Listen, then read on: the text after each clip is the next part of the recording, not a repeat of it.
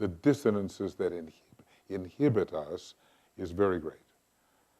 So, you know, I've often used the analogy that when a chord is sung and it's really in tune, there's a great liberation, a feeling of liberation. And when you're singing in dissonance, it feels like you are compacted and imprisoned, and the harmony liberates it. That's our opportunity over the next number of years. So, as I say, just a little bit of meditative reading. This is not something that we can necessarily... Yes, Ellen, do you have a question? Yes, can you be heard? Can Ellen be heard? Yes. Thank you. Go ahead. I would like to share that where we are taking the initiation and where the door is and where the burning ground is happening is not necessarily the same place. Exactly. What I mean by that, as a way of example, is that we can be taking initiation on a fourth mental subplane. The burning ground could happen in the astral subplanes, and the door can be in the physical plane, in the etheric, let's say, fourth ether. Okay, that's a whole subject. And this process, you know, it's a process. Everything is a process. Yes. Okay? And prior to each initiation are the minor initiations. That's another thing. Okay? Yes. And even prior to this minor initiation, we go through burning grounds. We should be on it all the time these days, really. Okay. That's all. There are many technicalities here, and on every level, there are opportunities for passage out of a state of relative bondage into greater freedom all the way through. And then the technicalities occur, and we can try to specify where this is really happening for us. And that's a whole issue requiring a detailed study. If you want to know what phase of the burning ground you're on, you just go see Elena now afterwards, and she'll take care of you. Okay. Before proceeding to study the final phases of, this is just rule 1 from the raised and initiations, I would call your attention to the fact that the initiate has faced 2 major tests symbolically described as the burning ground and the clear, cold light. We're only dealing with this one at the present time. Only after he has successfully passed these can he or the group, when considering group initiation, move forward and outward into the wider reaches of the divine consciousness. These tests are applied when the soul grips the personality. That's a Vulcanian idea. When the soul grips the personality and the fire of divine love destroys the loves and desires of the integrated personality. We just sort of meditatively read here, basically. 2 factors tend to bring this about. The slow moving forward of the innate conscience into greater control, a Saturnian factor, and the steady development of the fiery aspiration to which Patanjali makes reference. These 2 factors, when brought into living activity, bring the disciple into the center of the burning ground, which separates the angel of the presence from the dweller on the threshold. The disciple is the dweller on the threshold, and the angel is that greater life which eventually reveals pure being, the presence itself. The burning ground is found upon the threshold of every new advance. There's the little ones too, you know. It doesn't have to be one of the great monastic initiations. As Eleanor was saying, the subplanes can be involved in the minor initiations and so forth. the threshold of every new advance. So, you know, until the third initiation has been taken, and then after that, as he tells us, we are plunged into pools of fire, lakes of fire. So fire all the way, it's all cosmic fire in various combinations and permutations. And these days when Uranus is in Aries, and the sun now is in Aries too, the opportunity to realize the nature of liberating burning grounds lies before us. Everybody has to do it intuitively in their own way, according to their process of soul alignment and antikarana building.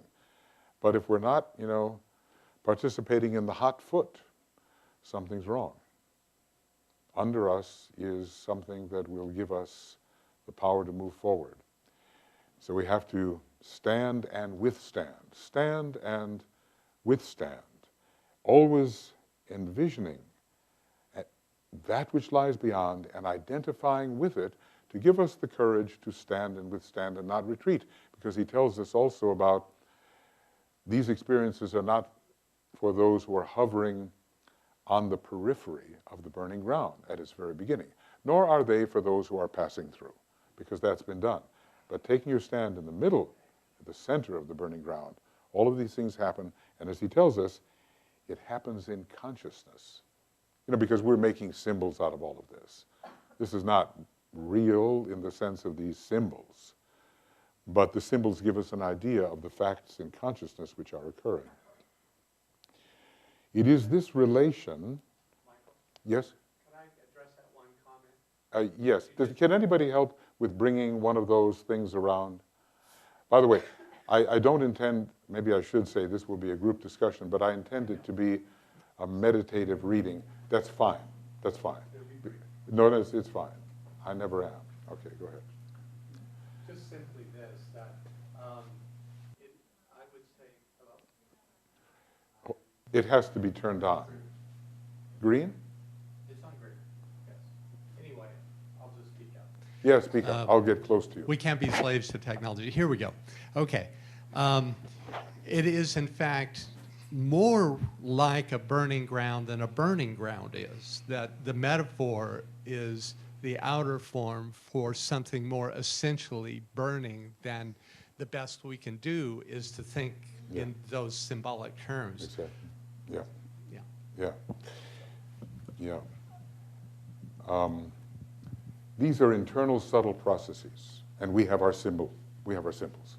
But if the symbols can stabilize us and orient us and give us certain qualities we need to withstand the internal process, then they're very useful.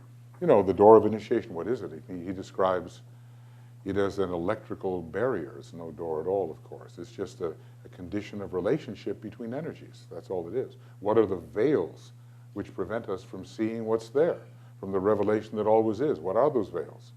They are conditions of energy which are so arranged that they blind the consciousness and prevent it from penetrating. How do you lift a veil? How do you penetrate? These are all metaphors. How do we penetrate a veil? How do we rip a veil? All that. It is a subtle process of realization. We can use the planets to help us do this, you know.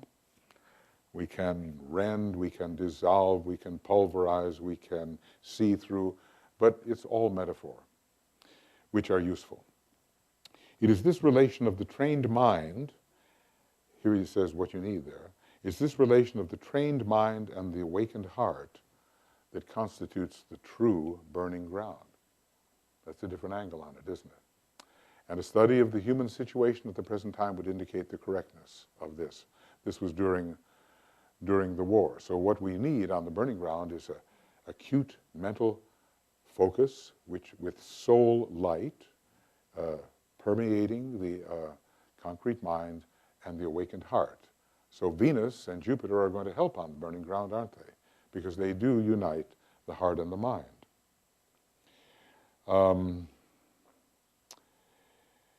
This is interesting. Lawson, would you like to read this one? Can you get close enough to see that?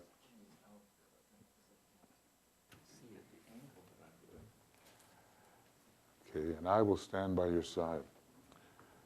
Or is that working? See, obviously, every time we do this, we lose a little time, but it helps with variety. You have passed across the burning ground, and now it lies behind you. But the smoke which hovers round it still obscures your vision. Pass on with rapidity into the clear light of day, and leave behind remembrance of pain, of the heart searching and the problems, and lifting your face to the light for the remainder of this earthly way. Be a tower of strength and a radiant light to others. This you can do. That's it. I'm not sure who this disciple was, but obviously we seem to have first ray and second ray. Test, test. Works. Implications. And the idea is, you pause in the center for certain collections of your strength, but then you move fleetingly forward.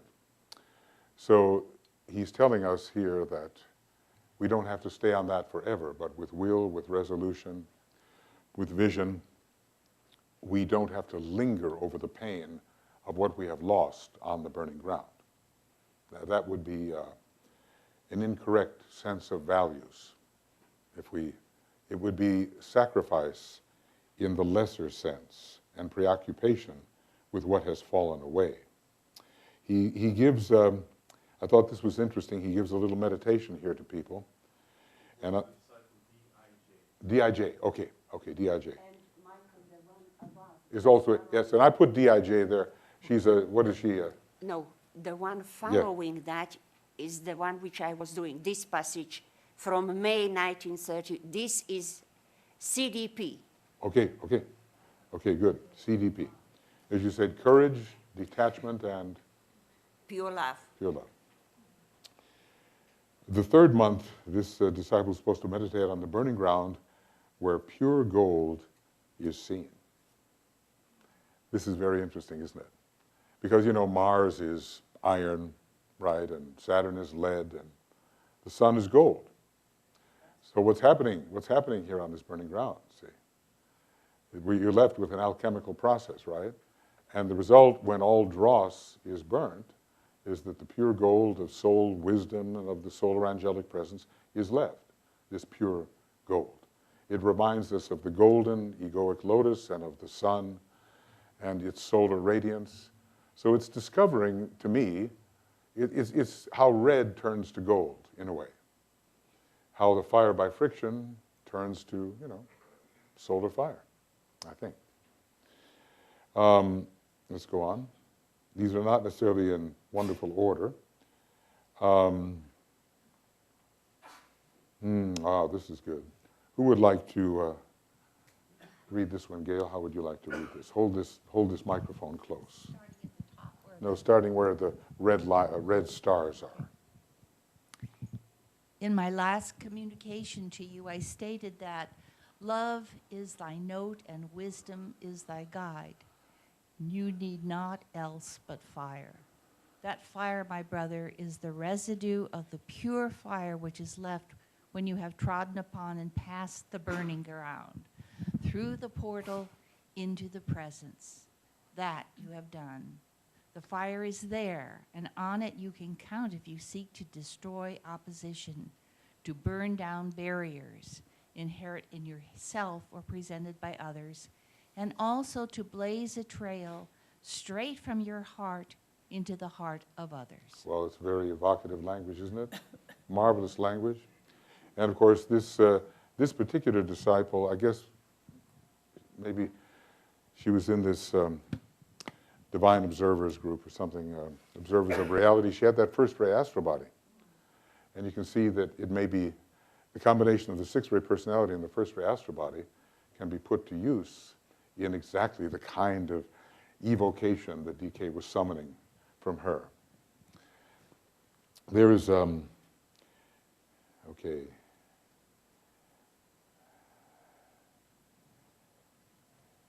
This next one was for a disciple who didn't really continue. because she failed to walk in gentleness with her fellow disciples. Somewhere she possessed what DK called the Prussian race. It was the 1, 3, 5, and the 3. And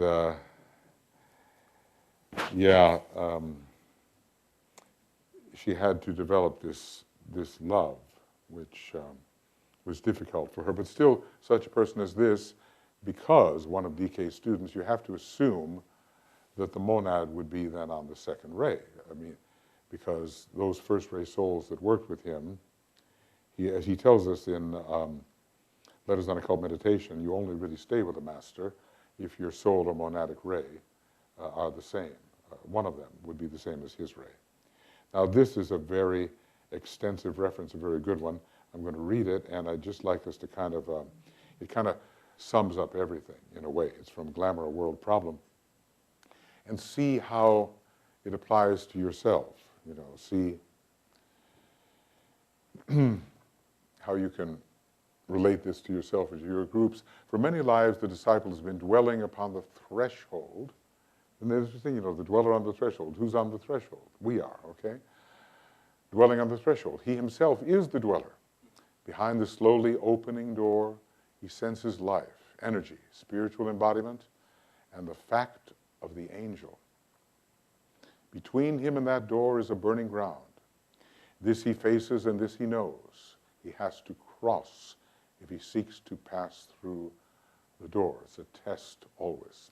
The question for him to answer is whether his will to achieve is strong enough for him to submit his personal lower self to the fires of the final purification. Of course, what's final? For us, final may be one thing. For someone else, final for a phase. You wonder if there's ever a final purification all the way to the center of the whole cosmos. But anyway, each one of us is in a phase, and for that phase, we have a final purification. And this takes us to the idea of, you know, where are your ideals, your devotions, your visions coming from? From the personality or from the soul? The personal self is now very highly developed. It is a useful instrument which the soul can use. It is a highly trained agent for service. It is essentially, this is objective, a piece of adequate and useful equipment. That's the objectivity of a master. It has, however, its points of weakness, which are liable at any time to present points of crises. It has, likewise, its points of strength, which can be transmuted with relative ease into points of tension. On the whole, it is a dependable instrument and one which can render good service. Can it and should it be sacrificed so that, esoterically speaking, its life is lost, and in its place, consecration and devotion are substituted? Independent of your ray, the life of the personality is lost. It's the death of the personality. It's at least the second degree. And instead, these rather sixth ray virtues are substituted for what was present as the dweller.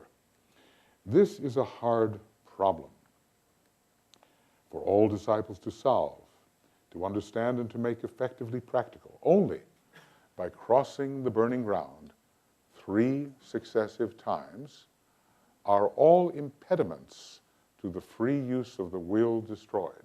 So, you know, he tells us we don't know anything about the will, and not until after the third initiation will we really do so. And it's then that the fixed stars, like Sirius and some others, which are on that level of solarity, come in for the first time. The third initiation, the will, and the invocation of the stars in their full effect upon aspiring man. 3 successive times. The relation between the angel and the dweller must be released, or should it be realized? Released by means of the will to full expression. Released by means of the will to full expression. I here refer to the spiritual will and to its 3 aspects which must be brought into play before the divine will. Divine will can begin to control. So spiritual will, 3 aspects of the spiritual triad, and the divine will of the monad, which eventually we can utilize. The disciple brings the two aspects of his nature together, I suppose the angel and the dweller, in full consciousness and with clear intention through a planned act of the will. Nobody's forcing you onto the burning ground, right? This is an act of your own will. And this act produces a point of tension in the center of the burning ground wherein the two can meet, as the ancient archives put it. He'll tell us pretty soon about this. This is his next point. I would call to your attention the fact that it is at this midway point that the great submission of the lower to the higher takes place. You think particularly of the temptations in the desert between the second and third degree. It's a meeting, a final meeting in a way of the angel and the dweller before the man can be trusted, because before that he's considered to be a hazard. That's what we are told. It does not happen when the disciple hovers uncertainly on the periphery of the burning ground, or when he stands before the door with the burning ground experience behind him. So that's why I made purposefully this meditation to take us to the middle of that particular path. The essential point of crisis producing the needed point of tension is the result of invocative decision of the personality, which in time produces an evocative response from the angel. Now, we invoked certain planets, a slight modification here, and sought to utilize their forces. The two factors involved, forget not, my brother, that all this takes place within the field of consciousness of the disciple, okay, move together and towards each other. In the center of the burning ground they meet, and then the lesser light, a true light in its own right, of the personality, is absorbed into the greater light of the angel or soul. The angel, therefore, occultly obliterates the dweller, blotting out all form, occultly obliterates the dweller, who becomes lost to sight in the radiant aura of the angel. This kind of absorption suggests eventual transfiguration, that the personality becomes totally radiant in the radiant light of the soul. This has been symbolically portrayed for us in the picture book of the heavens, Nicholas, when, according to the Catholic festivals, the Assumption of the Virgin takes place and the constellation Virgo is lost to sight in the radiance of the sun. And there you have three factors and so forth: the Virgin, the Sun, and the Earth. The personality remains, it still exists, but it is no more as of old. The light of the angel envelops it. It's a bit like the relationship of the sun to Mars. Mars is the entire personality, and the sun the enveloping factor. Mars is fire by friction, and Neptune's sun is the solar factor which pervades and envelops. The burning ground has done its work, and the personality is now nothing more or less than the purified shell or form through which the light, the radiance, the quality of the characteristics of the angel can shine. It is a fusion of lights with the stronger and more powerful obliterating the lesser. That's the reward of successfully, it's solarization. It is, you are being solarized all along the burning ground. We're talking about two six-ray planets and how in a way they lead right into that glorious radiance of the second ray, the symbolism of which is used throughout our solar system and on our planet because we have such a strong second ray bias. Well, this is a marvelous section to be reading, and the Tibetan has a prayer for us, but I'll keep that till a little later. It's a good one, nice to end with. So that's really worth studying, and the opportunity exists now for each one of us to, through an act of will, subject ourselves to the burning ground which lies immediately before us. And of course, we have to take it seriously that this opportunity for liberation is unusually strong in the last 12 years of the era of the Forerunners. I'm sure a lot of people, of course I was just going to say Sergei, but he just left, are looking forward to 2025. His email address says 2020. Left too soon, sir. Okay. But, 2025 is is something in our minds now, isn't it? And how are we going to use these 12 years? It's going to be a burning ground. It's going to be a world burning ground, too, isn't it? If it can be kept on the psychological, mental, emotional level, where DK would prefer for us to keep it, I think, rather than have it descend into a world conflagration, right? The attempt will be made to destroy the Aryan race through fire, we're told. Now, are we finished with that? This was World War II, was that it? Was that enough? We have bigger fires now, and they're in the hands of less responsible people. So we have a big job concerning the burning ground. There's so many good things here. I will send this compilation to you if you would like it. As a matter of fact, if you would like anything, just put you want to write on the table? I don't know. But somewhere here, there can be a little where you put your email address down. I've already sent yesterday's notes. Which I got. To many people, yes. Yeah. Yeah, okay. You have that? Very good. Well, thank you. The paper. So if you want something sent, just put your email address there. Okay, thank you very much. Well, these are from the old commentary. They're marvelous, but we don't need to go over those right now. This is good because apparently by doing this successfully, we are helping our planetary logos. Yes. Livy, you look like you're just dying to read this, so here you go. From the red dots. Okay.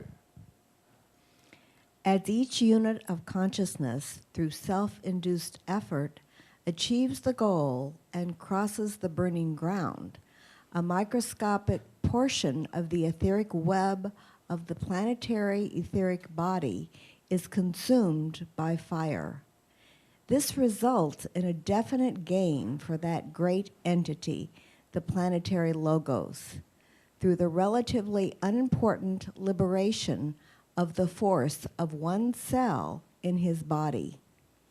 When all the units or cells in his body have achieved, he too is set free from dense manifestation and physically dies. This stage is succeeded by the comparatively brief one of etheric existence, covering the period of planetary obscuration, and then he is liberated from incarnation altogether. So these are more macrocosmic matters, but we can see that we are contributing to the welfare of the planetary deity when we manage to liberate ourselves. So it has a larger significance, not just a personal one by any means. Here is a kind of a summary. Thus, man is the path itself, and also the pilgrim upon the path.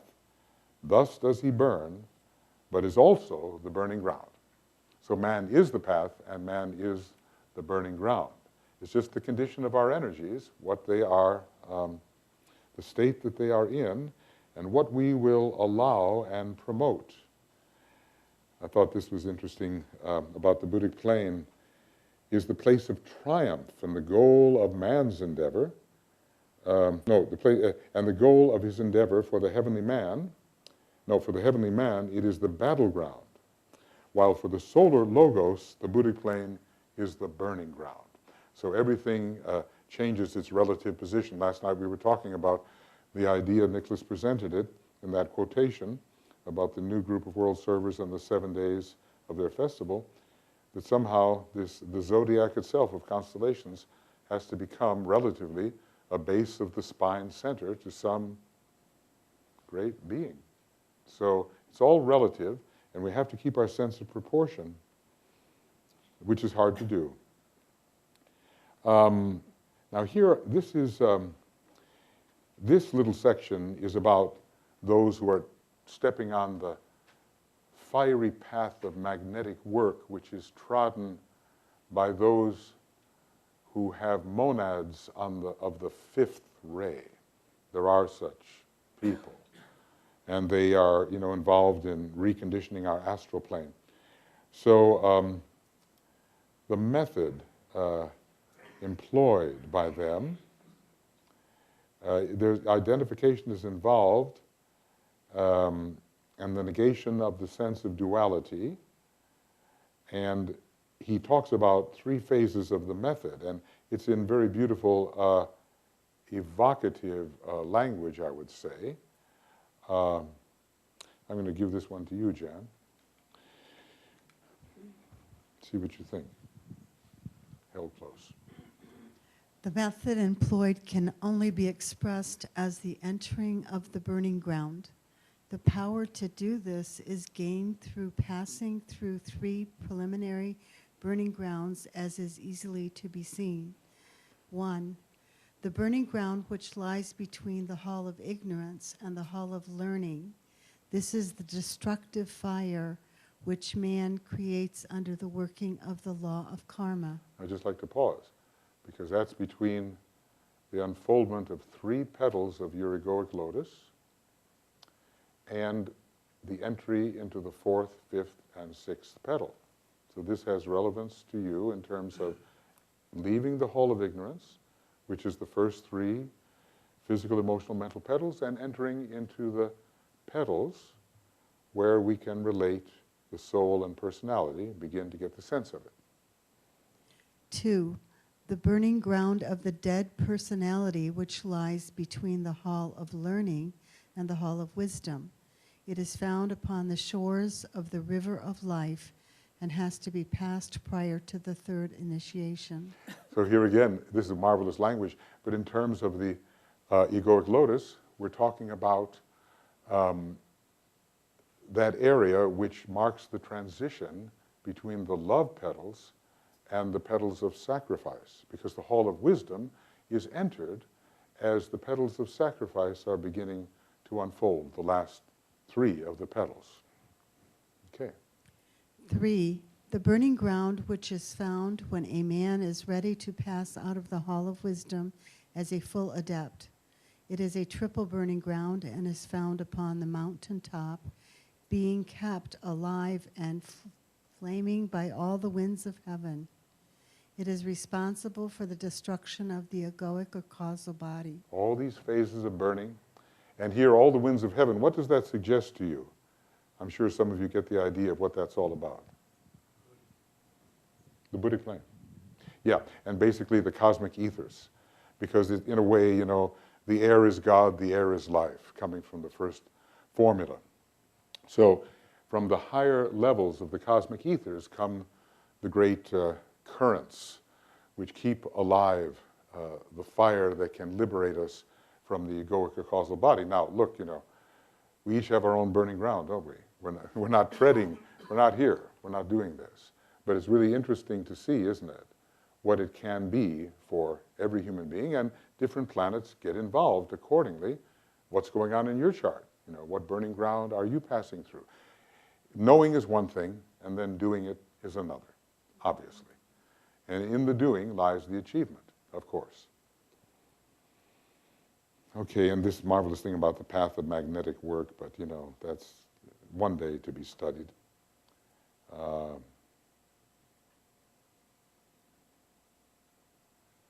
Lord of the Burning Ground. That's one of the names of the Lord of the first ray. But now this has been included, Sheldon, in our program, wherever mine is. But anyway, you got all the Ray Lord names, and when you read the Ray Lord names for the 6th ray, it sounds pretty intense, doesn't it? The general on the perfect way, the one that leads the 12, the negator of forms, the breaker of stones, and all that kind of stuff. It's pretty intense. I mean, Mars has a lot of first ray. It's a school for training destroyers, for heaven's sake. So it's a red planet, or at least red-orange, and orange is one of those first ray colors too.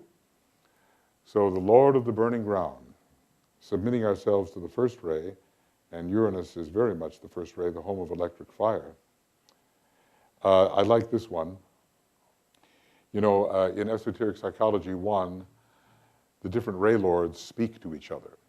And they ask questions about the nature of a particular ray lord. So here they've singled out the sixth ray lord to talk to him. And they ask questions. He's called a beloved enigma to his, why is your way so red with blood and all the rest of it. Now, why do you do things the way you do it? They ask him. And here, God and his angels now arise. It's the sixth ray lord speaking to the fifth. Now arise and sense the odor rising from the burning ground of man. I think we're all cooking a bit, it seems. Let the fire do its work, draw man within the furnace, and let him drop within the rose-red center, the nature that retards. Let the fire burn. Rose-red center, of course, this is suggesting the rose of the sixth ray, isn't it? The sixth ray lord speaking to the fifth ray lord. And, of course, this is perfect instruction for what we have to do. We have to drop within this rose-red center those aspects of our nature which are retardant. They are retarding our progress. Do we know what those factors are? This is up to everybody to try to figure out. What are the factors that have to be dropped in the rose-red center for burning? Well, you can ask your best friend. They'll be happy to tell you. But it's a bit harder to see for yourself what they may be. See, for me, I've resolved not to talk so fast. See, that's just going to burn up until tomorrow. Okay. All right. Now here's, I don't know, are we stealing your thunder here, Francis? You going to deal with this? Well, you have to have thunder to steal. Yeah, okay. I'm sure you do. Well, he has a talk about going from, was it Mars to Pluto or Mars and Pluto? How does it go? Yeah, Mars to Pluto. Yeah. Okay. Well, I think Kathy is anxious to read this one about Pluto and all those severe things here. Okay. Two of the other non-sacred planets, Mars and Pluto, function in connection with this sacral center, Mars, and the solar plexus, Pluto. This latter planet becomes active in the life of the man who is becoming alive in the higher sense. His lower nature passes into the smoke and darkness of Pluto, who governs the lesser burning ground, in order that the man may live in truth in the higher land of light. Okay, the lesser burning ground. So that's Pluto. So I'm going to ask Eleanor, what is this lesser burning ground? Are you putting me on a burning ground now? I'm doing my best. When don't I? It is it's a lesser burning ground. It's not a final burning ground, is it? But No. Pluto's involved. Sometimes I've speculated, and I think some of my friends have speculated, whether Pluto doesn't have, on some level of its ray structure, the sixth ray. It's really connected with the solar plexus in many ways, connected with Hades, connected with the astral plane. He may sit on his jet black throne, austere, unapproachable, and all that. First ray, of course. But, that's the non-sacred planet, and probably the ray we're given is the personality ray. What are the other rays?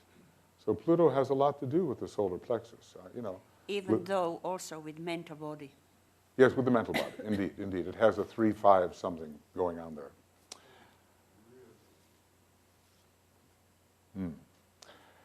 So anyway, before, for the path of probationary initiation,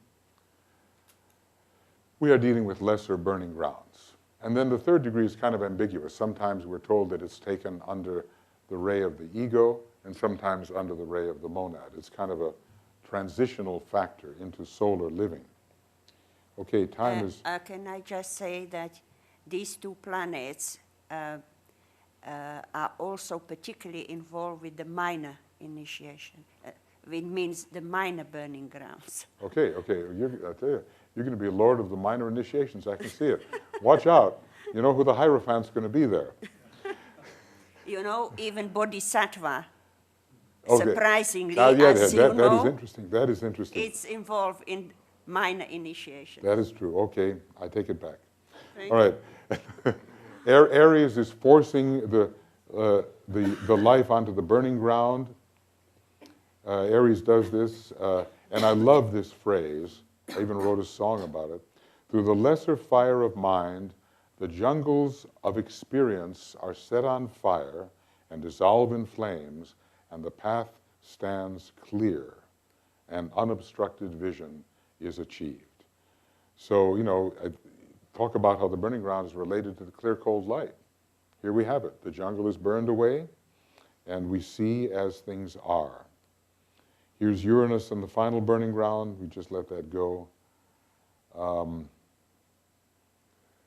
We have only a little bit of time, really no time at all. So here are the three fire signs and the burning ground.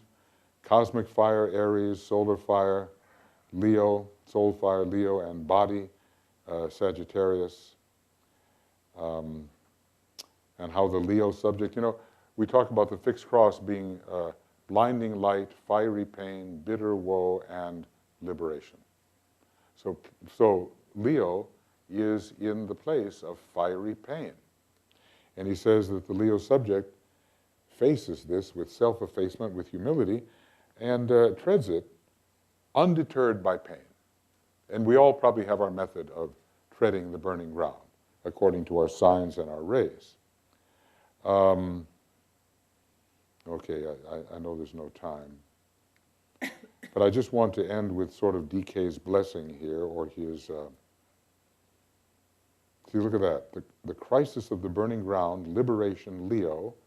To me, that's the fifth initiation, what he's talking about there. There's definitely going to be remember when he said we have to clear away all the debris? When he talked to this particular disciple, was a DIJ. Don't look back, don't feel the pain, just keep moving.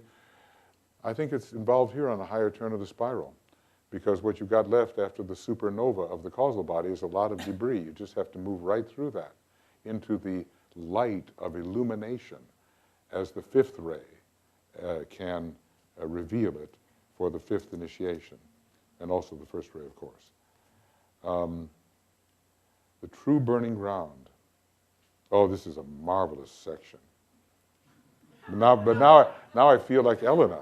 Please, can I read this? Okay, but time is running out, so I will sacrifice this reading. So sorry, but you go read it yourself. It's right there in. Well, on the other hand, I just have to read one sentence, if I may, or maybe two. When the blazing light of the sun is correctly focused through the burning glass, it causes ignition.